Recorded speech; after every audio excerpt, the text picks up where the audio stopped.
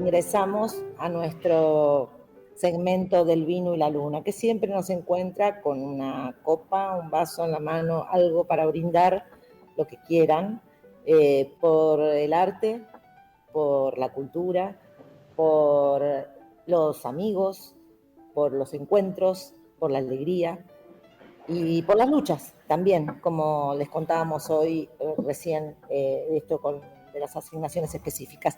Y justamente hablando de luchas, hoy tenemos un invitado muy, muy, muy especial, Francisco Tete Romero. Él es escritor, docente y editor, profesor en letras, egresado de la Facultad de Humanidades de la UNE, director de estudios del Instituto de Educación Superior de la Fundación Mempo Giardinelli, director del Instituto de Investigación Juan Filiol de la Fundación. Bueno, y un montón de cosas más.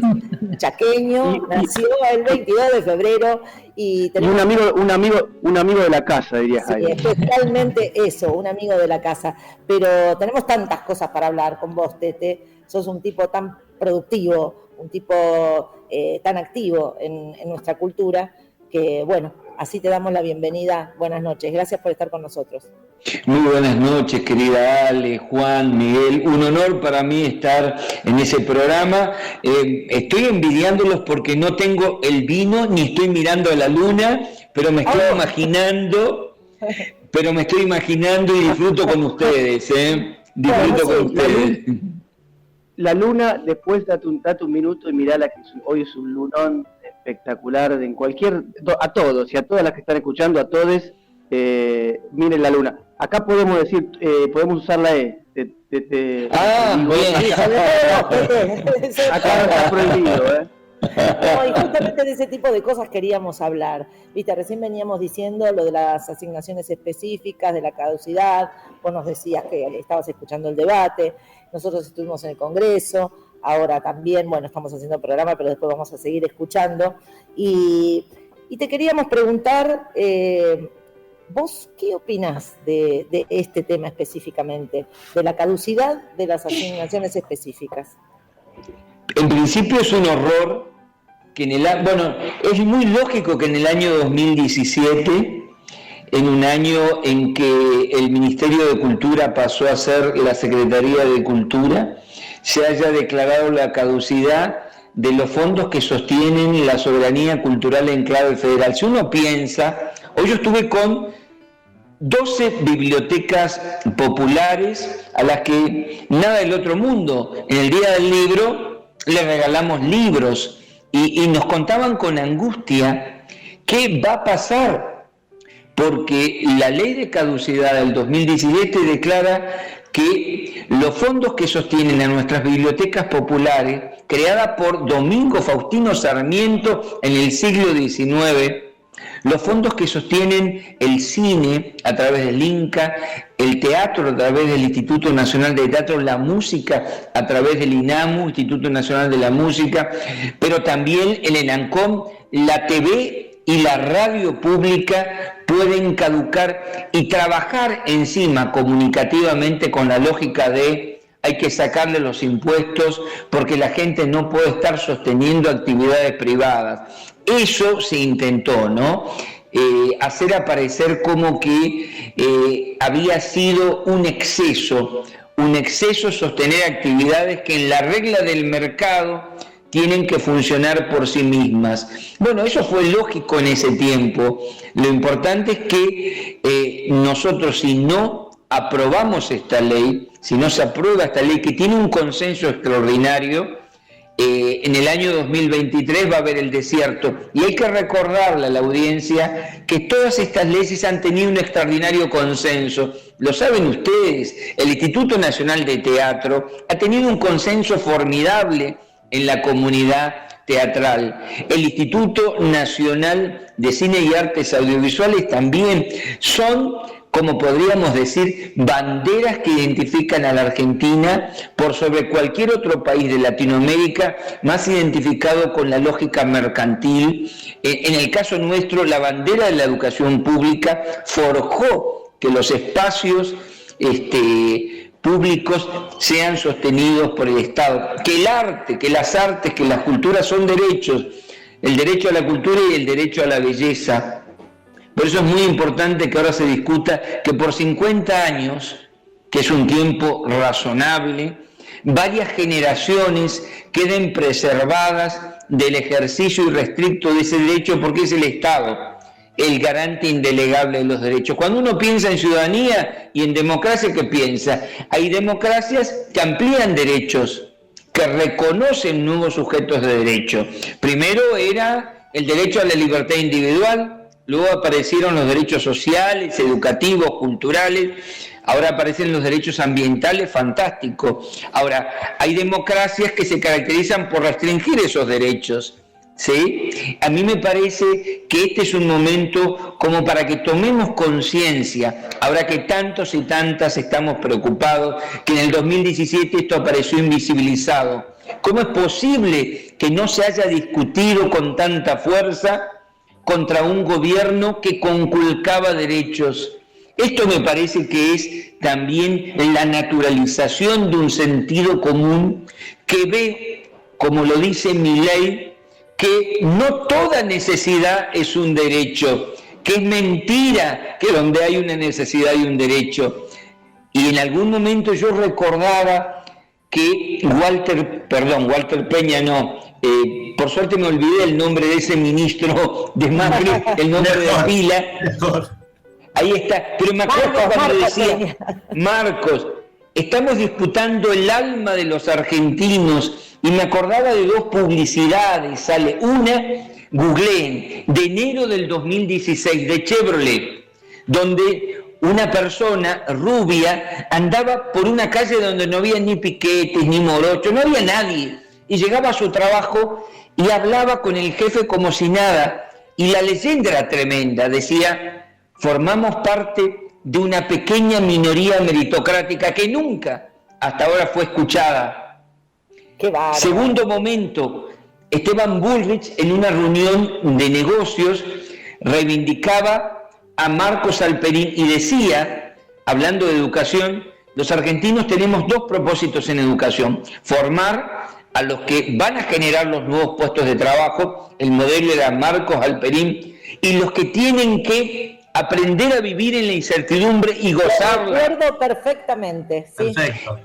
Hechos fundacionales como decirte en Choel, el Río Negro, lugar emblemático de la mal llamada campaña del desierto. En educación tenemos que hacer una nueva campaña del desierto, pero con las herramientas de la educación, no con las armas. Él que era descendiente, que es descendiente de los Bullrich Pueyrredón, que expropiaron las tierras de los pueblos originarios, decía que es una campaña del desierto. Donde había necesidades convertidas en derecho, había que desertificarlas en esa nueva redistribución regresiva de la riqueza material y simbólica. Hay que estar atento a los hechos del discurso, porque si se naturalizan, anticipan lo que va a ser una devastación. No quiero comparar, pero nunca me olvido. A mí me tocó leer para un trabajo, y me costó, Mein Kampf, de Hitler. Un libro escrito en 1924, 15 años antes de la Segunda Guerra Mundial.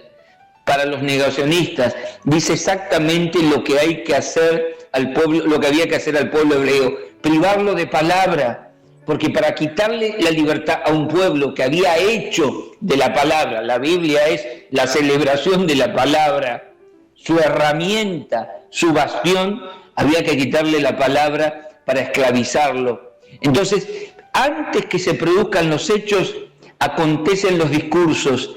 Si no estamos atentos, si no hacemos una, en el buen sentido, una vigilancia epistemológica de lo que se dice, los payasos, que al principio se presentan como payasos, a Hitler se le reían muchos, luego son los verdugos del pueblo. Entonces a mí me parece que no hay que naturalizar nada. El pensamiento crítico es el ejercicio del análisis de lo que nos viste y desviste, que es el lenguaje. Por eso, cuando, como decía Julio Cortázar en Las Alambradas del Lenguaje, en el año 81 en Madrid, hay que analizar lo que hace una época de autoritarismo con el lenguaje. Degrada. y Teodoro Adorno decía ninguna poesía después de Auschwitz, no significaba que no se podía escribir después de ese genocidio poesía, pero había que estar atento porque las palabras tienen memoria, las palabras tienen ideología y nosotros tenemos que estar muy atentos. Por eso en esta discusión de los derechos que nos quitaron hay que también preguntarse, ¿pero por qué nos quitaron? ¿Por qué naturalizamos que en realidad nos habían dado algo que no nos correspondía? Una pregunta es casi de diván, ¿no? Sí. Francisco, te hago una pregunta en ese sentido. Hablábamos de lo que se dice, de la importancia, ¿no? Pero ahora estamos discutiendo algo específico que se hace, que se hizo. Es un derecho. ¿Qué pasa con la educación? Vos que sos una persona que está absolutamente comprometida en ese ámbito. ¿Tenés miedo a que vayan por eso también? Es que ya lo fueron. Si uno piensa que en el 2006, en la época de Néstor Kirchner, salió primero la Ley Nacional de Educación. Perdón, mira, en el 2006 salió la Ley Nacional de Educación con un gran debate, pero en el 2005 la Ley de Financiamiento Educativo. Cuando Néstor Kirchner asumió, en relación al PBI, a lo que producen como riqueza todos los argentinos, se invertía 3,2 puntos del PBI. Con la Ley de Financiamiento llegamos a 6,5% del PBI. Finlandia tiene 7, la UNESCO recomienda, el organismo que entiende sobre educación y cultura, que el piso es 6. Si estás con 6, es una buena inversión. Con Macri bajó a 4,5. Ahora, vamos a cultura también, para relacionar esto, y luego ir con lo de educación. En el año 2015, las industrias culturales representaban 4 puntos del PBI. Hoy representan 2,8. Es decir, ya lo hicieron. Cuando uno piensa que se entregaron 92 millones de libros a través del Plan Nacional de Lectura y de la CONAVIP a bibliotecas y escuelas entre el 2013 y el 2015, entre el 2016 y el 2019, no se entregaron libros, salvo los remanentes.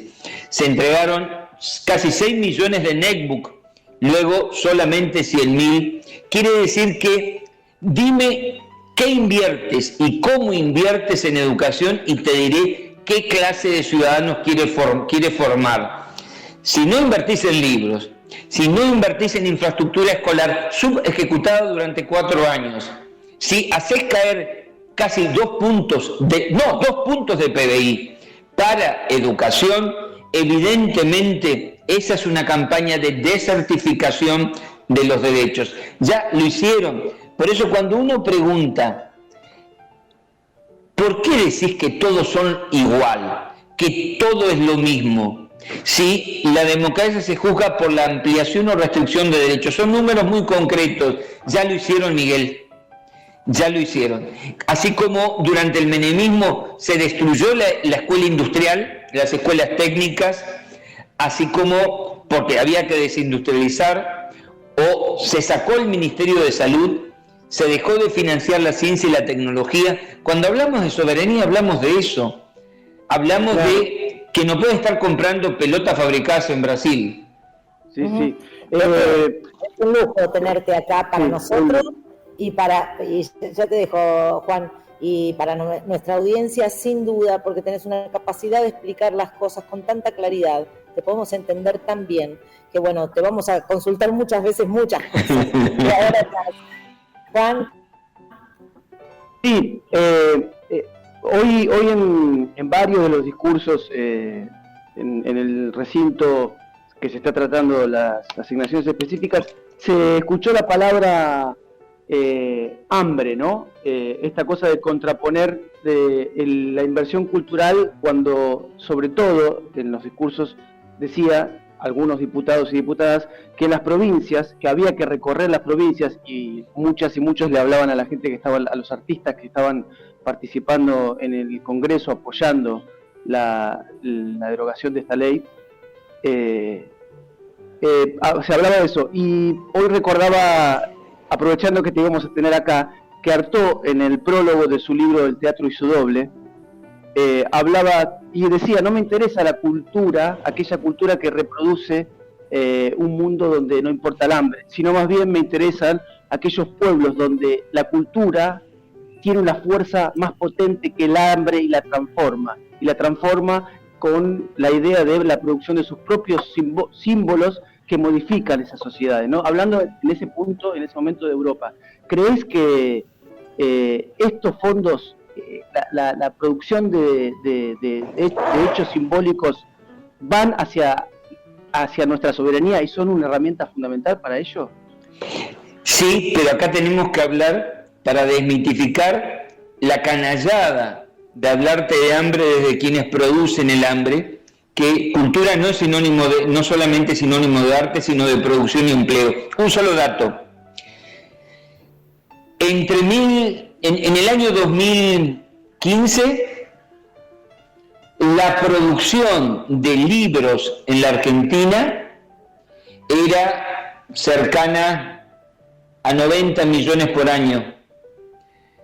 Cayó por menos de la mitad en 4 años, producto de que se perdieron 25.000 puestos de trabajo solamente en imprenta y 8.000 puestos de trabajo en librerías y editoriales, porque pasó a imprimirse en China y en Chile por la lógica de la importación. Entonces, cuando te hablan de hambre, ¿qué les vas a decir a esos 25.000? ¿Qué le vas a decir a esos otros 8.000? ¿Qué le vas a decir a las librerías que tuvieron que cerrar? ¿Le vas a hablar de hambre? Si los hambreaste. Cuando se habla de soberanía, mirá, el 30 de agosto se conmemora el Día de la Vergüenza del Libro Argentino, porque un 30 de agosto de 1980 se quemaron en un arsenal de Sarandí, ahí pegado a Avellaneda, 1,5 millones de libros del Centro Editor de América Latina. Antes de la dictadura militar éramos el 8º país más lector del mundo. Leíamos un promedio de 4 libros por año. Se quemaron durante la dictadura 13 millones de libros. No es un cuento. Busquen, googleen, y hay dictámenes de juezas de la dictadura que decían por qué se quemaban los libros. Y desaparecieron de las bibliotecas populares y públicas 10 millones de libros. Éramos 25 millones de argentinos y nos robaron 23 millones de libros. Al término de la dictadura leíamos 0,8 libros por habitante año. Se había descatalogado lo que era el catálogo de literatura argentina e invadieron los bestsellers. Cuando se habla de pobreza y cuando se habla de riqueza, se habla de puestos de trabajo. El cine, el teatro, la música, las bibliotecas son puestos de trabajo, son familias que viven de eso. Es un pueblo que se reconoce en las pantallas de televisión diciendo, esa es mi historia. En ese teatro está la historia de Scalabrini y Ortiz y de su mujer, como diría Ale. En esa música están los sonidos y sabores de tu pueblo. En esas bibliotecas está el lugar para que aquel que no tiene para comprar libros pueda leer. Que no nos joroben cínicamente con el hambre quienes promueven el hambre. El amor a la cultura. No se ama lo que no se conoce. No se conoce lo que no se siente. No se defiende lo que no se ama. Amar las artes y las culturas en clave argentina y federal es en serio reconocer que donde hay industria cultural hay trabajo. Así que a mí me parece esta síntesis de un país que terminó importándolo todo cuando producía todo, me parece la imagen del país que no queremos ser. Vivir con lo nuestro, dijo en algún momento Ferrer. Me parece que nosotros tenemos que decirle, señores, no solamente somos artistas, somos trabajadores, y estas asignaciones especiales sostienen familias, sostienen puestos, sostienen ilusiones, que un pibe y una piba no tenga que irse de este país ni de cada una de las provincias porque los señores legisladores vienen a mentir. Me parece que por ahí va la cosa. Sí, quiero decir...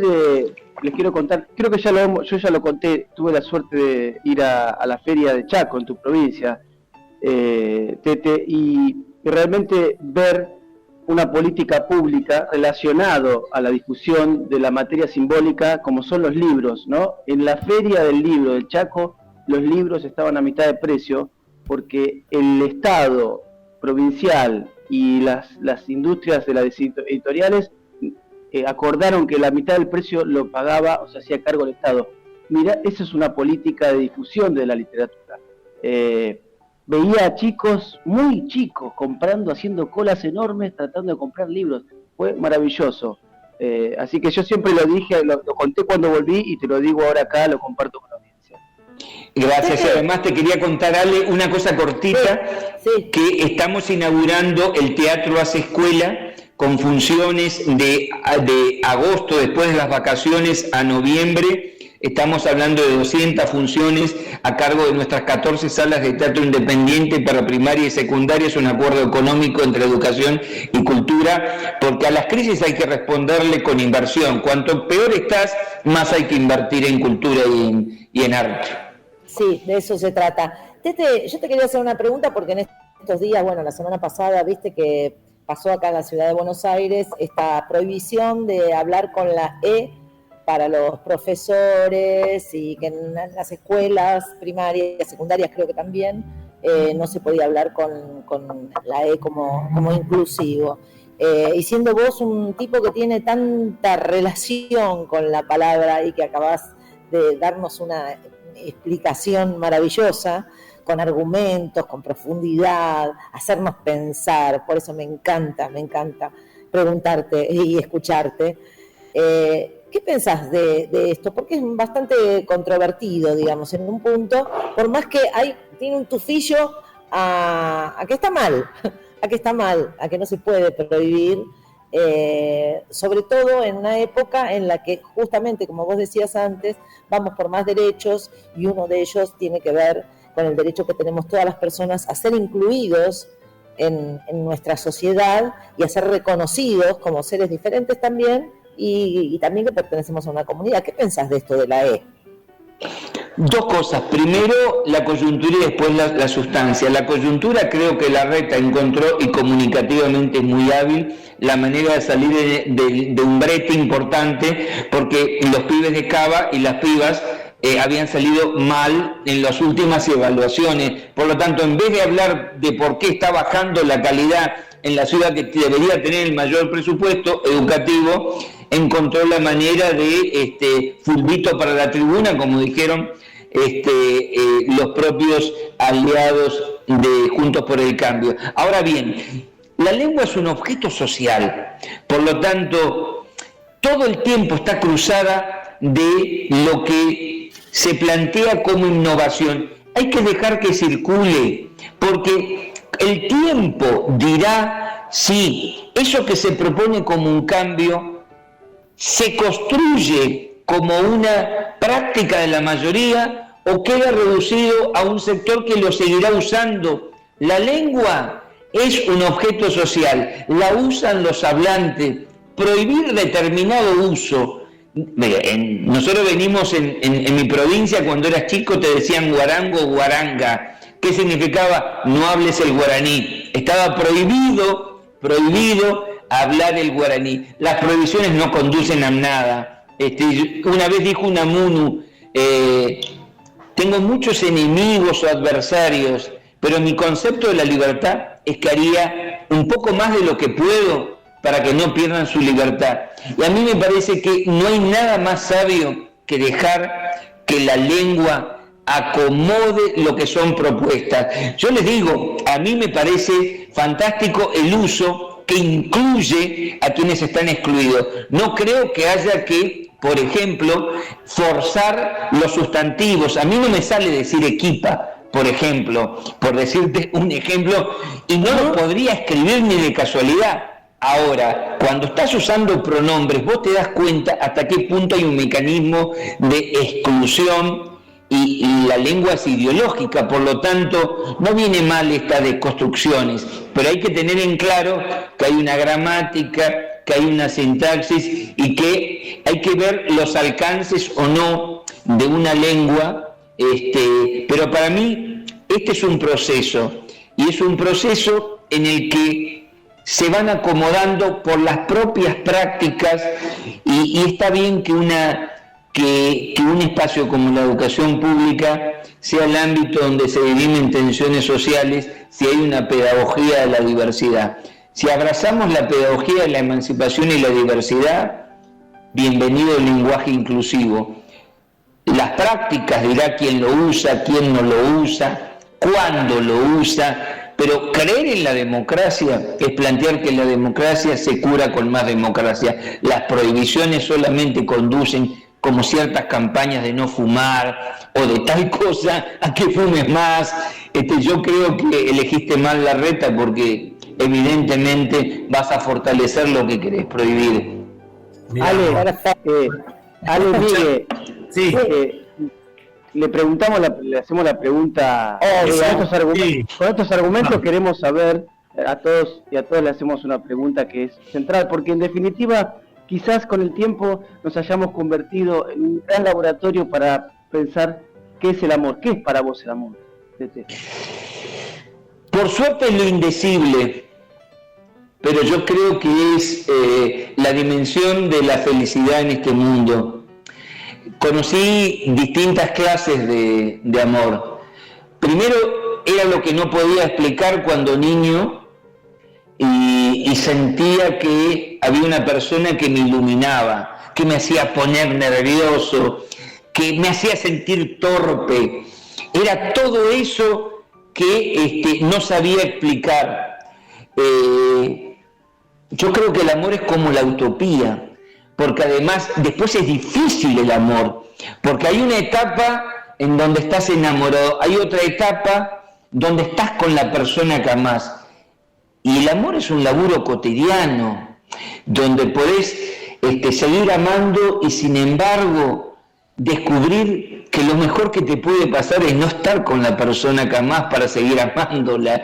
El amor es muy difícil. Y después tenés otra dimensión de amor que para mí es maravillosa, que no solamente el amor pasional por una persona en términos de pareja, sino es el amor que hay en la amistad, es el amor a las convicciones. Yo creo que el amor es la pasión por aquello que te hace vivir a pleno. Nosotros descubrimos para qué estamos hechos, no solamente cuando sabemos que estamos enamorados. ¿Qué vas a hacer con lo que amás?